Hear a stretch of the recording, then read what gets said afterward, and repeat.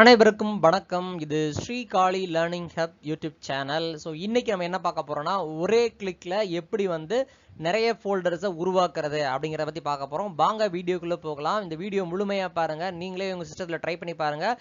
ரொம்ப பயனுள்ள ஒரு தகவலாக இருக்க போகுது. வாங்க வீடியோக்குள்ளே போகலாம். வழக்கமாக பார்த்தீங்கன்னா ஒரு ஃபோல்டர் உருவாக்கணும்னா என்ன பண்ணுவோம்? இப்போ லோக்கல் டிஸ்க் டியில் போயிட்டு ஒரு ஃபோல்டர் உருவாக்கணும் அப்படின்னா ரைட் கிளிக் பண்ணிவிட்டு அந்த பிளாங்க் ஏரியாவில் ரைட் கிளிக் பண்ணுவோம். அதில் நியூவில் போயிட்டு என்ன செய்வோம்? ஃபோல்டர் அப்படின்னு கொடுப்போம். இதில் நமக்கு என்ன ஃபோல்டர் நேம் தேவையோ அந்த ஃபோல்டரை நம்ம என்ன செய்வோம்? கொடுப்போம். இது நார்மலாக பண்ணக்கூடியது. இதே கமாண்ட் ப்ராம்ப்ட் வழியாக எப்படி பண்ணுறது அப்படின்னா, ஸ்டார்ட்டில் போய்க்கணும். ஸ்டார்ட்டில் போயிட்டு சிஎம்டி அப்படின்னு டைப் பண்ணுங்கள். சிஎம்டி அப்படின்னு டைப் பண்ணிங்கனால இங்கே கமாண்ட் ப்ராம்ப்ட் அப்படின்னு சொல்லி ஒன்று ஓப்பன் ஆகும்.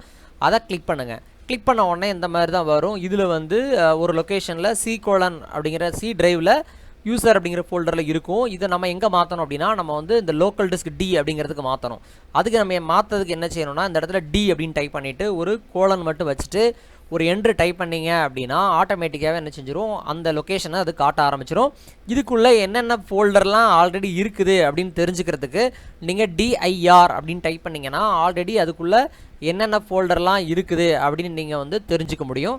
இப்போ பார்த்தீங்கன்னா இதில் நம்ம கிரியேட் பண்ண அந்த மை சேல்ஸ் அப்படிங்கிற இந்த ஃபோல்டரும் இதுக்குள்ளே இருக்குது. அப்போ இந்த ஃபோல்டருக்குள்ளே நான் போகணும் அப்படின்னா நான் திருப்பி அகெயின் CD அப்படின்னு கொடுத்துட்டு மை சேல்ஸ் அப்படின்னு சொல்லி நான் என்ன செய்யணும்? கொடுக்கணும். கொடுத்தோம்னா என்ன பண்ணோம்னா அந்த ஃபோல்டருக்குள்ளே போகிற மாதிரி அது காட்டும். D: மை சேல்ஸ் அப்படிங்கிற ஃபோல்டருக்குள்ளே நம்ம போயாச்சு. இப்போது இதுக்குள்ளே நான் ஒரு ஃபோல்டர் உருவாக்கணும் அப்படின்னா நான் என்ன செய்யணும்னா MKDIR என்னது MKDIR அப்படின்னு கொடுத்துட்டு இதில் நான் என்ன செய்கிறேன்? ஒரு ஃபோல்டர் கிரியேட் பண்ணுறேன். Day 1 அப்படின்னு சொல்லி ஒரு ஃபோல்டர் கிரியேட் பண்ணுறேன்.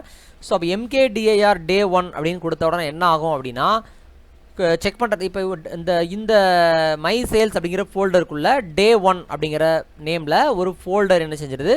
உருவாயிடுது. அகைன் நான் என்ன பண்ணுறேன்? இன்னொரு ஃபோல்டர் வேணும் அப்படின்னா அதே இடத்துல MKDIR Day 2 அப்படின்னு சொல்லி என்ன செய்கிறேன்? ஒரு ஃபோல்டர் கொடுக்குறேன். அடுத்த செகண்டே இங்கே என்ன செஞ்சிடும்? உங்களுக்கு அந்த ஃபோல்டர் கிரியேட் ஆகிடும்.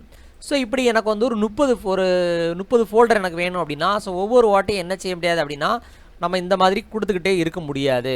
ஸோ அப்போது நம்ம அதுக்கு ஒரு வே இருக்குது அப்படின்னா பேட்ச் ஃபைல் அப்படின்னு சொல்லி ஒன்று சொல்லுவாங்க. அது எப்படின்னா ரொம்ப சிம்பிள் தான். ஸ்டார்ட்டில் போய்க்கோங்க. ஸ்டார்ட்டில் போயிட்டு நோட் பேட் அப்படின்னு சொல்லி என்ன செய்யுங்க? டைப் பண்ணுங்கள். ஸோ நோட் பேடுன்னு டைப் பண்ணிவிட்டு அதில் போய்க்கோங்க. போயிட்டு இதே கமாண்ட்டை இதில் டைப் பண்ணுங்கள். MKDIR அப்படின்னு டைப் பண்ணிவிட்டு Day 4 அப்படின்னு சொல்லி டைப் பண்ணி இந்த ஒரே ஒரு கமாண்டை மட்டும் இப்போதைக்கு டைப் பண்ணுங்கள். டைப் பண்ணிவிட்டு ஃபைலில் போங்க. சேவ் அப்படின்னு கொடுங்க. கொடுத்துட்டு எந்த ஃபோல்டரில் இருக்கும்? எந்த ஃபோல்டரில் நம்ம கிரியேட் பண்ணணுமோ இப்போ D: மை சேல்ஸ் அப்படிங்கிற ஃபோல்டரில் இந்த ஏரியாவில் தான் நமக்கு அடுத்த ஃபோல்டர் நம்ம கிரியேட் பண்ணணும். ஸோ அதனால் நாங்கள் என்ன செய்கிறேன்? ஒரு ஃபைல் நேம் கொடுக்குறேன்.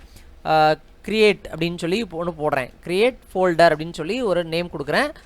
இதில் முக்கியமாக என்ன கவனிக்கணும்னா டாட் அப்படின்னு வச்சுட்டு BAT அப்படின்னு கொடுக்கணும். .BAT அப்படின்னு கொடுத்துட்டு இந்த இடத்துல ஆல் ஃபைல்ஸ் அப்படின்னு கொடுக்கணும். நல்லா கவனிச்சுக்கோங்க. கிரியேட் ஃபோல்டர் .PAT அப்படின்னு டைப் பண்ணணும். டைப் பண்ணிவிட்டு ஜஸ்ட் என்ன செய்யுங்க? சேவ் பண்ணுங்கள். சேவ் பண்ணிவிட்டு இதை இப்படி க்ளோஸ் பண்ணிக்கோங்க. க்ளோஸ் பண்ணிங்கன்னா இந்த மாதிரி தான் வரும். இது பேர் தான் பேட்ச் ஃபைல் அப்படின்னு சொல்லுவாங்க. இப்போ நீங்கள் இதை ரைட் கிளிக் பண்ணீங்க அப்படின்னா இதில் நீங்கள் ஜஸ்ட் ஓப்பன் அப்படின்னு மட்டும் கொடுங்க. ஆட்டோமேட்டிக்காக என்ன ஆகும்னா இன்னொரு ஃபோல்டர் கிரியேட் ஆகும். அகெயின் நீங்கள் ரைட் கிளிக் பண்ணிவிட்டு இதில் ஓப்பன் அப்படின்னு ஒரே கிளிக் பண்ணிங்கன்னா உங்களுக்கு என்ன செய்யணும்? உங்களுக்கு அடுத்த ஃபோல்டர் ஆல்ரெடி இருக்கிறதுனால அது என்ன செய்யாது? கிரியேட் பண்ண விடாது. இப்போது இந்த ஃபைலில் திருப்பி நான் கொஞ்சம் ஏதாவது எடிட் பண்ணணும், கொஞ்சம் கண்டென்ட்டை நான் சேர்க்கணும் அப்படின்னா என்ன பண்ணணும் அப்படின்னா ரொம்ப சிம்பிள் தான். டேரெக்டாக இதை கிளிக் பண்ணாதீங்க. திருப்பி ஸ்டார்ட்டில் போங்க. நோட் பேட் அப்படிங்கிறத ஓப்பன் பண்ணுங்கள். நோட் பேட் அப்படிங்கிறத ஓப்பன் பண்ணிக்கணும். ஓப்பன் பண்ணிவிட்டு ஃபைலில் போகணும். ஓப்பன் கொடுத்துட்டு அதே D: மை சேல்ஸ் அப்படிங்கிற இந்த ஃபோல்டருக்குள்ளே இருக்கீங்களான்னு பார்த்துக்கோங்க. இதில் போயிட்டு இந்த இடத்துல டெக்ஸ்ட் டாக்குமெண்ட்டுக்கு பதிலாக ஆல் ஃபைல்ஸ் அப்படின்னு மாற்றிக்கோங்க. மாற்றிட்டு இதில் கிரியேட் ஃபோல்டர் .patch அப்படின்னு இருக்குல்லையா? இதை கிளிக் பண்ணிவிட்டு ஓப்பன் கொடுங்க.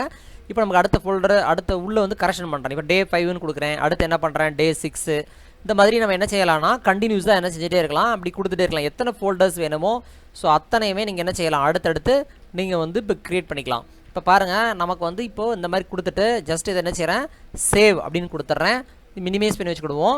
இப்போ ரைட் கிளிக் பண்ணிவிட்டு அல்லது ஒரே ஒரு கிளிக் மட்டும் பண்ணால் போதும். இப்போ பாருங்கள் முடிஞ்சிச்சா? ஸோ உடனே என்ன செய்யுது? பக்கத்தில் ஃபோல்டர்ஸ் கிரியேட் ஆகிடும். இதுதான் கிரியேட் பண்ணக்கூடிய மெத்தட். சரி, இப்போது நம்ம ஒரே டைமில் 100 ஃபோல்டர் எப்படி கிரியேட் பண்ணலாம்? அது எப்படி பண்ணுறது அப்படின்னா நீங்கள் ரொம்ப சிம்பிளாக எக்ஸலை ஓப்பன் பண்ணிக்கோங்க. எக்ஸலை ஓப்பன் பண்ணிவிட்டு நம்ம எந்த blank doc ஒர்க் புக் அப்படிங்கிறத ஓப்பன் பண்ணிக்கோங்க. ஓப்பன் பண்ணிவிட்டு என்ன பண்ணுங்கன்னா இந்த இடத்துல நம்ம வந்து இப்போது டே 10 வரைக்கும் நம்ம என்ன செஞ்சுருக்கிறோம், ஃபோல்டர் வந்து உதாரணத்துக்கு நம்ம க்ரியேட் பண்ணி வச்சுருக்கிறோம். இப்போ டே 11லேருந்து எனக்கு வேணும். அப்போ என்ன செய்வோம், டே 11 டே 12 அப்படின்னு சொல்லி கொடுத்துட்டே வாங்க. கொடுத்துட்டு இதை இழுத்துக்க முடிஞ்சு அப்படி இழுத்துக்கோங்க. இழுத்திங்கன்னா என்ன பண்ணும், ஆட்டோமேட்டிக்காக பக்கத்துலேயே டே 11 28 வந்துடும். இப்போ நான் வந்து ஒரு 100 ஃபோல்டர் க்ரியேட் பண்ணுற மாதிரி நிறைய டேட்டாவை இதில் கொடுத்து வச்சுக்கிறேன். கொடுத்து வச்சுக்கிட்டு நீங்கள் என்ன பண்ணணும் அப்படின்னா இந்த இடத்துல எக்ஸாம்பிளுக்கு என்ன செய்யுங்க, கன்காட்னேட் இந்த ஃபங்க்ஷனை யூஸ் பண்ணுங்கள். கன்காட்னேட் அப்படிங்கிற ஃபங்க்ஷனை யூஸ் பண்ணிவிட்டு இதில் வந்து MKDIR அப்படின்னு சொல்லி கொடுங்க, ஒரு ஸ்பேஸ் விடுங்க, அப்புறம் ஒரு டபுள் கொட்டேஷன் கொடுங்க. கொடுத்துட்டு என்ன பண்ணுங்கள், ஒரு கமா போடுங்க. அதுக்கப்புறம் இதை கிளிக் பண்ணுங்கள், ஒரு என்டர் அடிங்க. அவ்வளோதான், வேலை முடிஞ்சு போச்சு.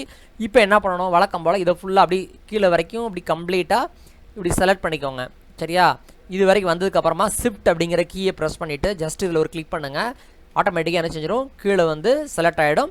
அதுக்கப்புறம் Ctrl D அப்படின்னு கொடுக்கணும். Ctrl D அப்படின்னு கொடுத்தீங்கன்னா உங்களுக்கு என்ன ஆகிடும், கீழே வந்துடும். அப்படி இல்லைன்னா நீங்கள் என்ன பண்ணலாம் அப்படின்னா ஜஸ்ட்டு இதை கிளிக் பண்ணிவிட்டு இப்படி இழுத்துடணும். இப்படி இழுத்துடலாம். இதுவும் உங்களுக்கு தெரிஞ்சுன்னா எது உங்களுக்கு ஈஸியோ அதை பண்ணுங்கள்.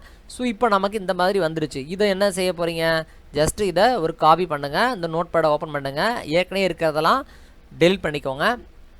இல்லை அப்படி இருந்தாலும் பிரச்சனை இல்லை, டூப்ளிகேட்டை க்ரியேட் பண்ண விடாது. ஸோ இப்போ நம்ம இந்த மாதிரி பண்ணதுக்கப்புறமா ஜஸ்ட் இது என்ன செய்யுங்க, சேவ் அப்படின்னு கொடுங்க.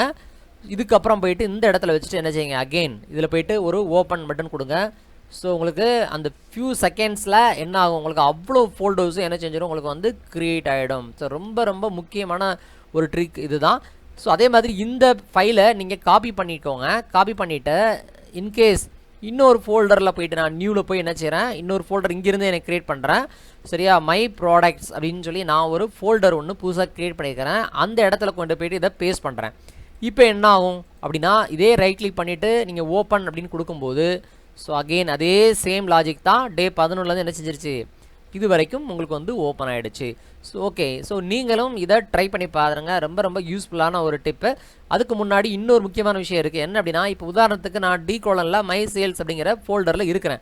இப்போ நான் என்ன செய்யணும்னு நினைக்கிறேன்னா இதிலிருந்து நான் பேக்கில் வரணும் அப்படின்னா CD அப்படின்னு போட்டுட்டு டாட் அப்படின்னு வைக்கணும். இப்படி வச்சிங்கன்னா அப்படியே என்ன செஞ்சிடும், ரிவர்ஸில் போயிடும். இப்போ நீங்கள் DIR அப்படின்னு கொடுத்தீங்கன்னா ஸோ அதுக்குள்ளே என்னென்ன ஃபோல்டர்ஸ் இருக்குது அப்படின்னு காட்டும். இதே மைஸ் ப்ராடக்ட்ஸ் அப்படிங்கிற இந்த டேபிளுக்குள்ளே போகணும், இந்த ஃபோல்டருக்குள்ளே போகணும் அப்படின்னா CD மை ப்ராடக்ட்ஸ் அப்படின்னு சொல்லி போனீங்கன்னா என்ன செஞ்சிடும், அதுக்குள்ளே போகிறதுக்கு தான் இந்த மெத்தடு.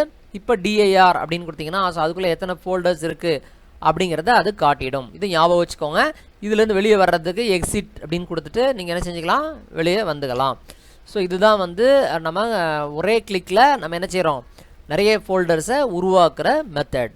ஓகே, அடுத்த வீடியோவில் நம்ம என்ன பார்க்க போகிறோம்னா கூகுள் டிரைவில் எப்படி இந்த ஃபோல்டர்ஸை நம்ம வந்து அப்லோட் பண்ணுறது அப்படிங்கிறத நம்ம பார்க்கலாம்.